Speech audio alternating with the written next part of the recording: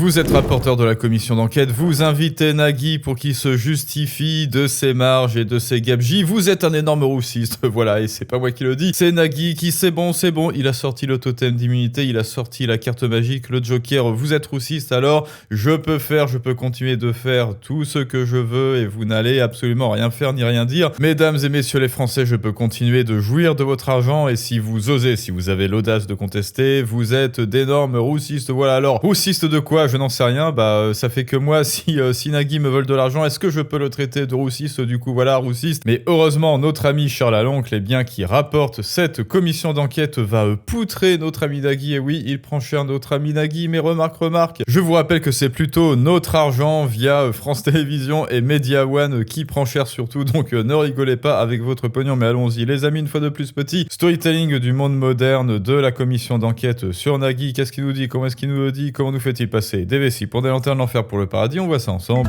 tout de suite. Donc là, il y a une interview, semble-t-il, qui aurait été rédigée par Charles Aloncle. De l'audimat et peut-être être encore plus dans la lumière. Alors il y a eu beaucoup d'humour dans cette interview, il faut le reconnaître, puisque vous dites ne pas vouloir transformer cette commission en scène politique et vous précisez vouloir faire les choses dans l'ordre. Pas de chance pour moi, c'est plutôt dans le désordre, sans que vous n'ayez lu le moindre contrat me concernant, sans m'avoir posé la moindre question, sans qu'on se soit jamais rencontré, ou arrêtez-moi là aussi si je me trompe, peut-être en ayant lu quelques articles à charge, vous dites « Je vais m'intéresser à ces sociétés qui détournent de mon point de vue une bonne partie des 4 milliards de l'argent des Français. » Je continue de vous citer « Je soupçonne Nagui de dérives scandaleuses par centaines de millions depuis des années. » Vous dites encore ? Ah, mais oui, mais on l'a vu ça, vous vous rappelez, oui, de l'interview de Charles Aloncle où il dit « Le pire, c'est Nagui » et je pense que c'est plusieurs dizaines de millions via sa société. Est-ce que vous vous rappelez de ça, justement ? Ouais, les incorrectibles. Voilà. Devant n'importe quel patron d'entreprise publique, devant n'importe quel ministre ou président de la République, n'importe quel haut fonctionnaire, je pense qu'en France, Nagui est la personne sur les 10 dernières années qui s'est le plus enrichi sur l'argent public. Nagui, paraît-il, dispose d'un certain nombre de contrats avec... Voilà, avec des certains nombres de contrats, les badges qu'il fait, parce qu'il fait 10 000 émissions par jour, etc. Et donc, la réponse de Nagui. Et Monsieur le Président l'a rappelé, que je suis la personne qui s'est le plus enrichie sur l'argent public devant n'importe quel patron d'entreprise publique ou ministre. Et vous dites, j'ai cette intuition. J'ai cette intuition.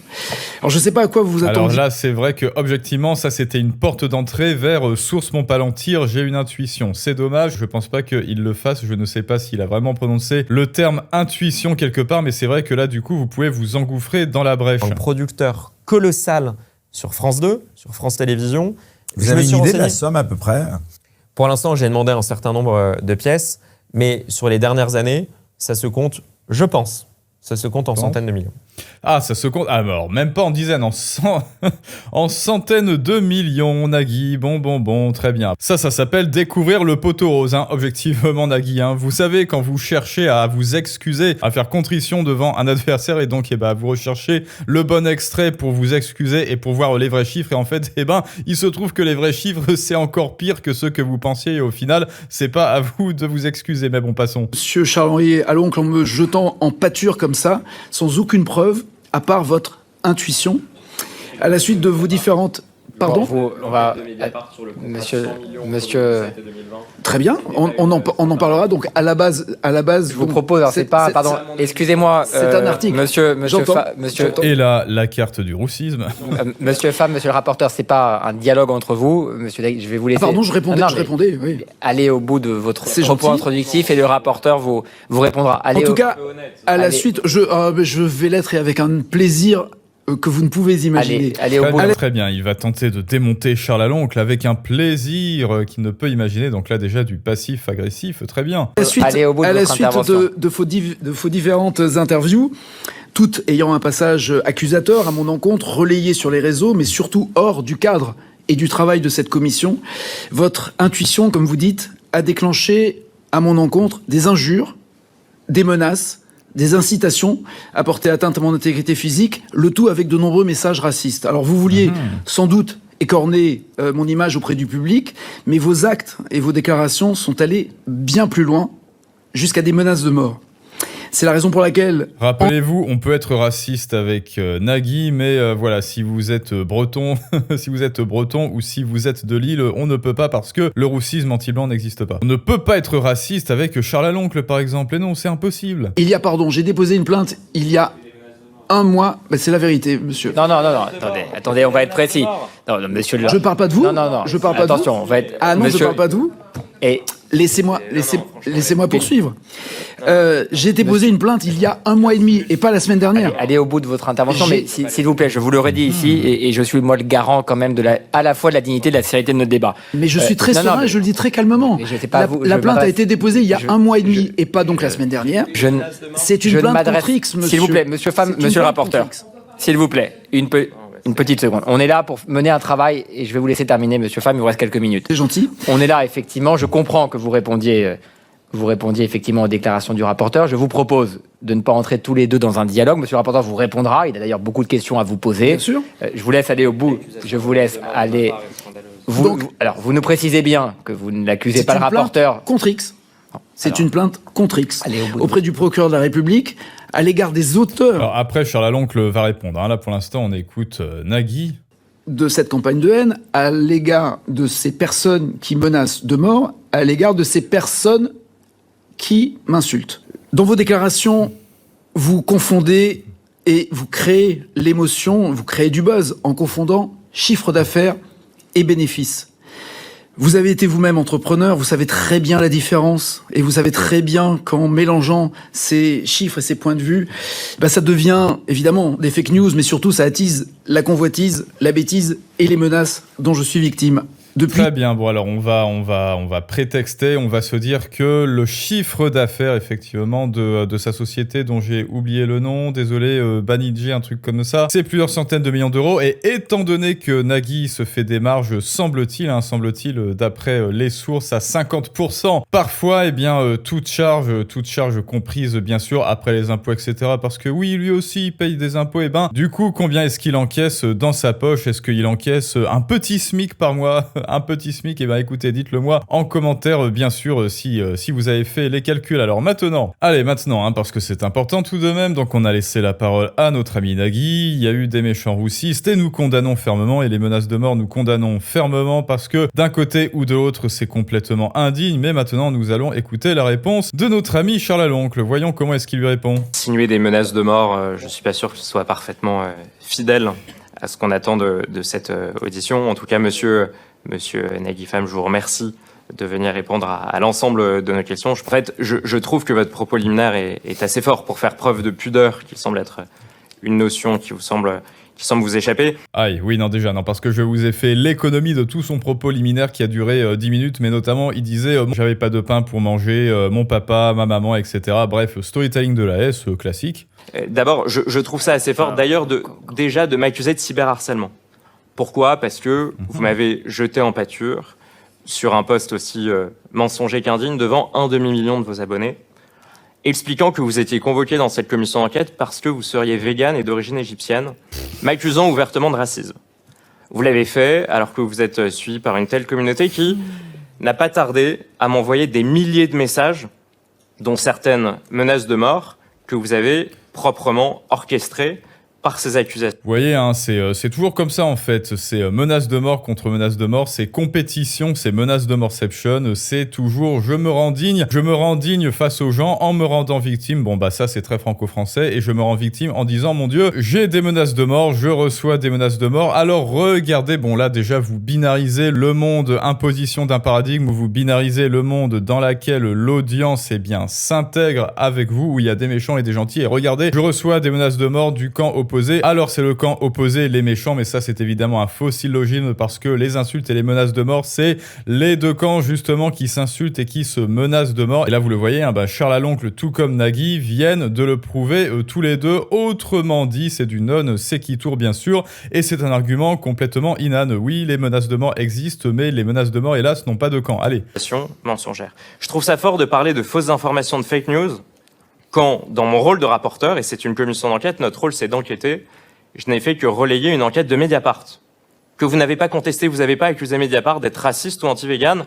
Ils l'ont sorti en 2020, sur le contrat que vous avez passé avec France Télévisions entre 2017 et 2020. Oui, mais en fait, ce sont les interviews et les reportages avec lesquels il n'est pas d'accord qui sont racistes. Et il révélait que vous aviez passé un contrat de 100 millions d'euros avec France Télévisions pour seulement 3 ans. Aïe. Je ne crois pas avoir diffusé des fausses informations quand j'ai relayé la demande d'une députée macroniste. Vous voyez, elle n'est pas de mon camp, elle n'est pas raciste, elle n'est pas anti-végane. Et pourtant, à la suite de la publication de l'enquête de Mediapart, elle avait réclamé une commission d'enquête sur votre enrichissement personnel sur le service public. Commission d'enquête qui n'a jamais vu le jour. Je trouve ça fort d'attaquer cette commission d'enquête dans une posture totalement victimaire que les Français ne supportent plus. Bon, je pense. Non, mais honnêtement. Non, mais en fait, là, pareil, il a dit, il y a une position complètement victimaire. Je reçois des menaces de mort. Mais à partir du moment où tu es un personnage public et à partir du moment où tu es présent sur les réseaux sociaux, que cela soit, droite, gauche, centre, je sais pas quoi, et même hors politique, tu vas recevoir de toute façon, de toute manière, des menaces de mort, parce que les gens sont cons, voilà. Qu'est-ce que tu veux que je te dise? Moi, la dernière que j'ai reçue, c'était en janvier, remarque. Donc, j'ai de la chance. C'est pas très fréquent, mais on en reçoit tous à partir du moment où tu es sur les réseaux ou si tu es un personnage public exposé médiatiquement, tu vas recevoir des menaces de mort et ce, qui que tu sois. Et laissez-moi aller au bout de mon propos, monsieur le Président. Non, mais je vous laisse, il y a eu des accusations, notamment de menaces de mort qui sont très fortes. Permettez-moi d'y répondre. Et je le fais sereinement, je le fais de façon justifiée et objective, parce que je trouve que là, on dépasse certaines limites, notamment des travaux de cette commission d'enquête. Donc, je trouve ça fort de présenter cette posture victimaire à l'heure où on ne laisse plus rien passer aux Français. À l'heure où ils doivent payer toujours plus pour nos services publics, pour vos salaires, à l'heure où la moindre amende ne leur est pas pardonnée. Pour eux, ils n'ont pas la moindre excuse qu'ils peuvent donner. Et le dernier point que je voudrais indiquer, c'est que, vous voyez, depuis le début de cette commission d'enquête, on a entendu beaucoup de vos collègues. Ils sont tous venus. Je voudrais citer Léa Salamé, Laurent Delahousse, Hugo Clément, Arlette Chabot, Samuel Etienne, David Pujadas, Élise Lucet, Tristan Walex, Michel Drucker, Patrick Sébastien, Vanessa Burgraff, Jacques Cardoz et bien d'autres. Ils ont répondu. Ils se sont simplement pliés à cet exercice de transparence démocratique.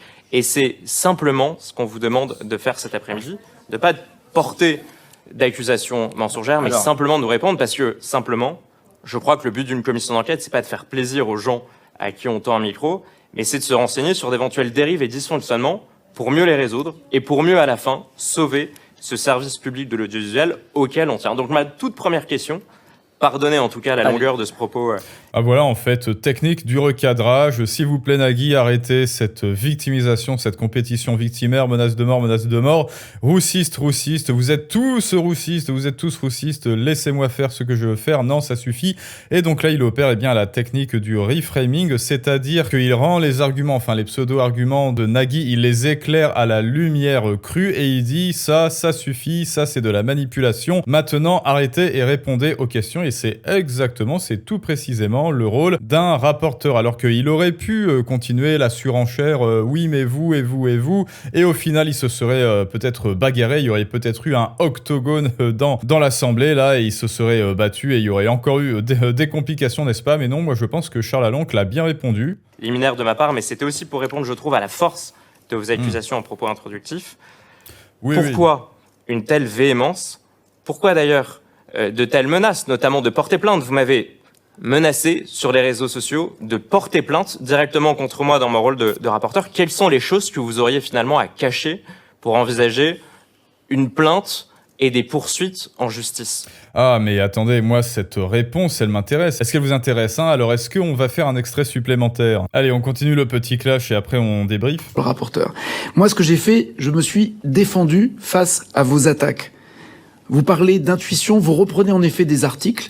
Alors c'est vrai qu'en termes de passif-agressif, là on n'est pas du tout sur le même diapason. Moi je trouve que Charles Aloncle répond objectivement. Voilà, s'il répondait de manière passif-agressive comme il l'avait fait d'ailleurs hier, mais bon, vous voyez avec le paquebot, avec le yacht et le camion de diesel, bon bah là ok, vous voyez. Oui là effectivement il est indirect, mais là moi ce que je vois en tant que celui qui assène les coups, là pour l'instant je vois que c'est Nagui, mais bon. À l'époque, mais mais très bien. Mais si vous êtes en admiration devant tout ce que fait Mediapart, tant mieux. Et vous avez raison, ils font un très bon boulot. Mais là, vous êtes en admiration devant tout ce que fait Mediapart. Donc, appel ad absurdum. Et donc, évidemment, sophisme de l'extension. J'exagère. Non, pardon, c'est pas sophisme de l'extension. C'est sophisme de la caricature. Je caricature le fait que vous parliez tout le temps de Mediapart. Ah oui, c'est parce que vous les adorez. L'époque, je n'avais même pas eu à répondre à Mediapart. Les lecteurs s'en étaient occupés en disant « vous confondez chiffre d'affaires et bénéfices ». Et c'est ce que je me permets, en tout cas avec tout le respect que je vous dois, de vous reprocher. Vous êtes entrepreneur. Vous avez monté une banque. Vous savez très bien que ça n'a rien à voir, le chiffre d'affaires et le bénéfice. On va parler des contrats. Je n'ai aucun problème avec ça. Mais je me suis défendu.